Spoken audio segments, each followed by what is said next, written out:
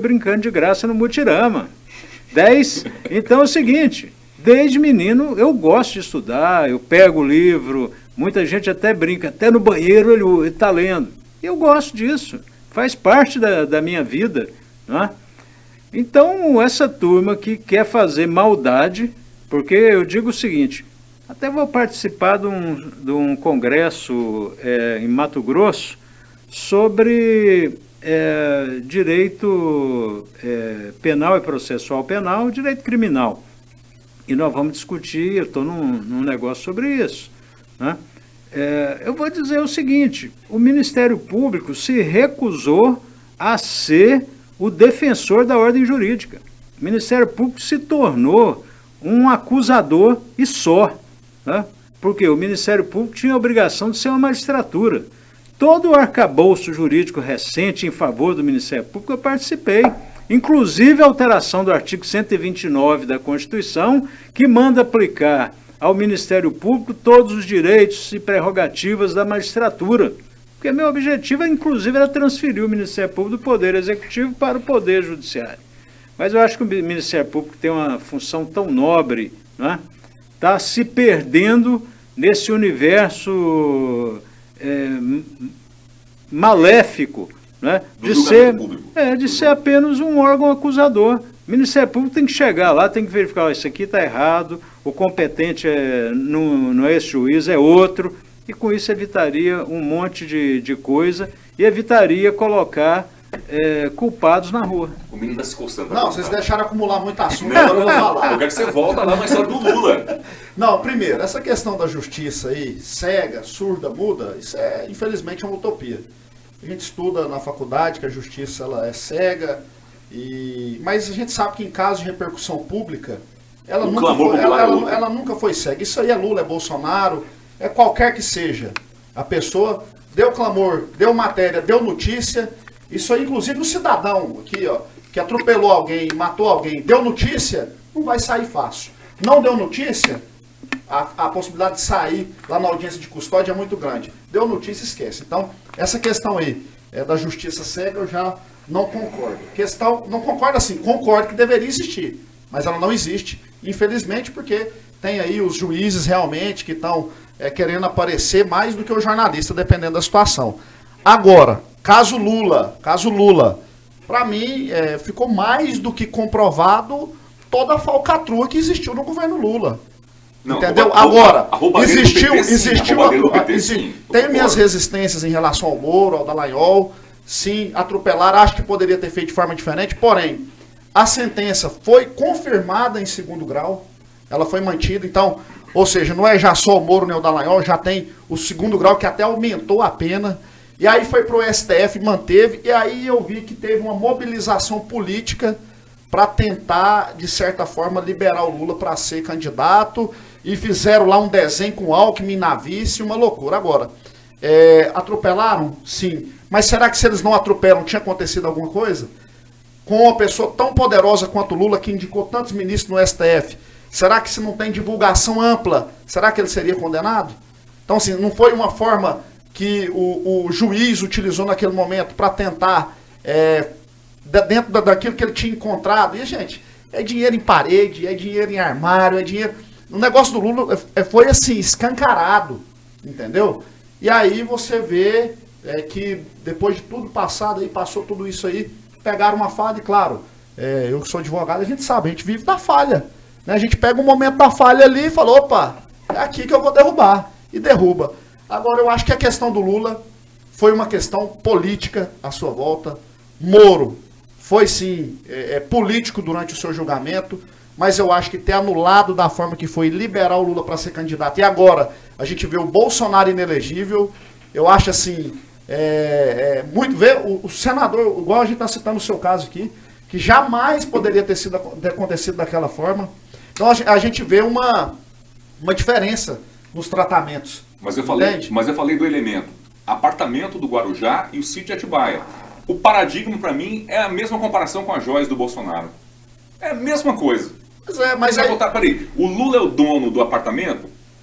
Simbolicamente, sim, porque vários fatores parecem que apontam para ele. As joias do Bolsonaro são dele. Mas olha só, como é engraçada essa questão. Já que ouviu o Demóstenes. Quando atropela o Lula, aí a justiça é ruim, o STF não sei o quê, Globo lixa, o PT xinga. Quando atropela o Bolsonaro, aí quem estava xingando por conta que estava defendendo o Lula, agora o STF é bom, a Globo é boa. Então, assim, a gente politiza muitas questões, infelizmente, e a politização dentro do judiciário está muito forte, senador. Eu não sei se o senhor concorda comigo, mas está muito forte. Ou seja, não julgam de acordo com o processo, julgam de acordo com a capa. É isso que eu sinto. Quando, infelizmente, tem um desembargador aqui que é amigo meu, ele fala o seguinte: Demóstenes, essa história que no logo não julga de acordo com a capa é mentira. Quando a imprensa pega no pé, a gente fica meio arredio. Eu conheço um ministro que é corajoso, que é o ministro Gilmar Mendes, muito corajoso, e julgou muito em favor do Bolsonaro, julgou muito em favor do Lula, né? E o melhor ministro do Brasil, para mim, é o do STJ, Sebastião Reis. É uma figura que vai, inclusive, todas as semanas na cadeia para ver como é que as pessoas estão vivendo lá, e julga bem pra caramba. Agora, a Lava Jato, ela foi um desastre, porque ela quebrou o país. Ela deu um prejuízo de mais de 500 bilhões de dólares ao país. Porque você pode prender o dono da empreiteira, você pode prender todo mundo da empreiteira, você não pode quebrar a empreiteira. Não paralisa a atividade, né? Porque você põe todo mundo na rua. Mas então, teria como fazer diferente? Teria. No mundo inteiro se faz. Você preserva a empresa e ataca as pessoas. E põe interventores, as coisas continuam funcionando. Então, se quebrou o quê? Odebrecht, OAS, Galvão, não sei o que lá, e foi quebrando, né? Mas de onde partiu esse erro, na tua visão? De onde partiu esse erro? Dos dois lá, do Moura e do Deltan, da concepção da operação? Da minha visão, é a visão messiânica de que estava tudo errado na política, que teria que se fazer um novo momento, inclusive o seguinte, mas isso aí foi até antes dele, a proibição de doação de empresa, ela é ridícula. Por quê? Porque as doações hoje acontecem por fora, as empresas continuam doando do mesmo jeito. Aliás, precisa se arrumar uma fórmula de resolver o problema da doação. Por quê? Porque a doação ela vai acontecer. Ano passado, eu doei mais de 500 mil reais meu, né, dinheiro que eu ganhei na advocacia e tudo mais, né? Isso, pessoa física pode doar. Assim, vamos dizer que eu fui um grande doador, mas, gente, por que a empresa que pode colocar o dinheiro... Aí, quem é que faz a doação hoje? Quem é que banca a política? O povo, os fundos, é coisa escandalosa, mais de 5 bilhões vão para os partidos políticos. Engraçado que eles xingavam isso, exato, né? Xingavam, agora inverteu, agora estão xingando porque é dinheiro público. Então como que faz? Então, se é dinheiro privado, reclama. Se é dinheiro público, reclama. Se é dinheiro privado. E outra coisa, o sujeito vai pegar o dinheiro mesmo, porque ele precisa fazer campanha, né? E aí vem campanha não é barato. E campanha é cara. Vem o Caixa 2.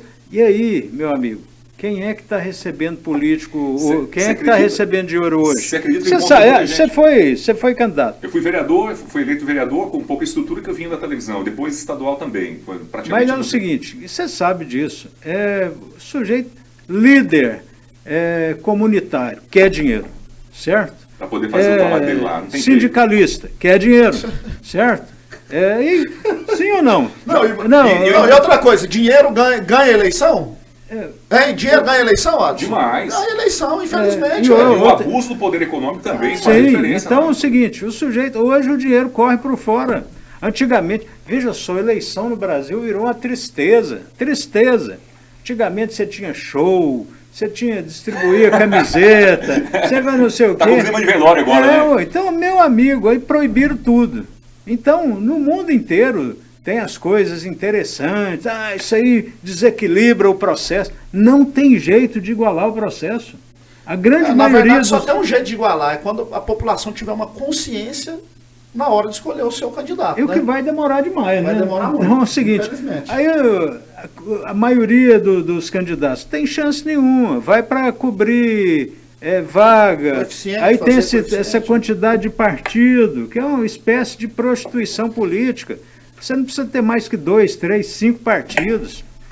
Está diminuindo com essa questão aí, a cada eleição que se passa, Vai tem acabar gente... esse tanto de partido, né? Vai Tendência é acabar. diminuindo. diminuir. Mas assim, é uma vergonha essa coisa. Antigamente você sabia que era de esquerda e direita, igual nós estamos falando aqui. Hoje o cara fala, não, eu sou nada não. Eu sou do povo. O sujeito não tem posição, não é verdade?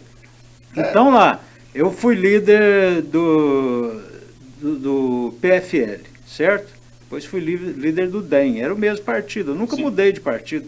Mas foi uma raridade, né, não ter mudado de partido. Eu fui líder da oposição, de todos os partidos. E a minha obrigação era o quê? Primeiro, apontar as coisas que estavam certas, ajudar o governo naquela coisa que era certa, mas especialmente defender a minha posição, que não era aquela. Eu não sou de esquerda, então eu não posso defender a esquerda. Eu posso elogiar pessoas, eu posso elogiar posicionamentos, eu digo naquela época, né? Hoje eu sou advogado. Para Você mim... não acha que é um erro? Não? Eu me considero alguém de esquerda, mas por uma questão de visão de Estado, de bem-estar social, né? E quando tem alguma coisa de direita na pauta do parlamento, que eu acho importante, por exemplo, vamos falar agora de duas coisas que são muito pesadas no Brasil, simbolicamente falando, que é a questão do aborto e a questão da liberação de drogas. Nesse ponto eu sou completamente Constituição, né? Enfim. E se tiver que liberar, eu tem sou que ser... conservador até, digamos assim, nesses aspectos. E se entendeu? tiver que liberar, tem que ser o parlamento, não pode ser o Supremo, né? Não entendi, mas onde eu quero chegar? Eu já votei em muita coisa que bate ali, mais ou menos, nos princípios de um conservador de direita. Mas do jeito que você falou, a impressão que você nunca votou em nada que era importante, que estava na pauta da esquerda. Não, Que era importante, por exemplo, não, ali... votei, por exemplo, a reforma do judiciário, né? Eu fui uma espécie de correlator, que eu tinha acabado de entrar, né? Então, mas assim, todo mundo discutia comigo o que ia fazer, o que não ia fazer. Muitas vezes eu encontro gente, você reformulou toda a Justiça do Trabalho, foi bom, você ajudou aí o Ministério Público, ajudou o Poder Judiciário, modernizou a justiça no Brasil naquele momento, não significa que ela tem que ser modernizada o tempo todo.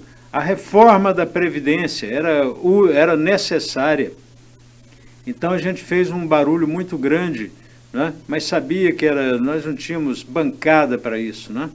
Os líderes não podiam votar, mas a reforma da Previdência era necessária. Então, assim, o que essas reformas do Código de Processo Penal, então, tudo que o governo precisava, a gente ajudava. Mas programa de transferência de renda, tipo Bolsa Família, se passasse pelo Congresso na época, você votaria a favor?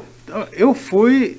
Olha essa aí, que eu falei das coisas que eu fiz. Quando foi haver a prorrogação do Bolsa Família ou de todos os projetos na Constituição por 10 anos, o relator fui eu. Então, assim, eu sou a favor do programa de transferência de renda, né? Só não sou a favor do seguinte, por exemplo, com esses programas de transferência de renda, de 52% da dívida pública, nós passamos para 74% da dívida pública. Então, assim, o Brasil está endividado. E esses programas, afinal, eles funcionam mesmo, né? Fui contra a cota racial em universidade, né? Mas fui o relator do Estatuto da Desigualdade Racial, né? Por quê? Porque os negros precisam ser protegidos, né? Mas nunca fui a favor de cota, porque acho que essa coisa... Você cria uma discriminação e muita gente não vai querer ir em médico que é oriundo de cota, engenheiro que tal. Então, assim, eu a favor de algumas coisas e contra outras. Eu sou a favor da cota no sentido de correção momentânea, né? Até por uma dívida histórica, mas não acho que é algo que tem que ser definitivo. Cota, não acaba, né? Eu só tenho uma resistência com cota. A questão é a seguinte, por exemplo, a pessoa que teve a mesma oportunidade que eu, mesmo ela não sendo da mesma cor que eu, ela vai ter um acesso mais facilitado? Mas Agora, se ela vem de escola pública, ela não teve acesso à educação,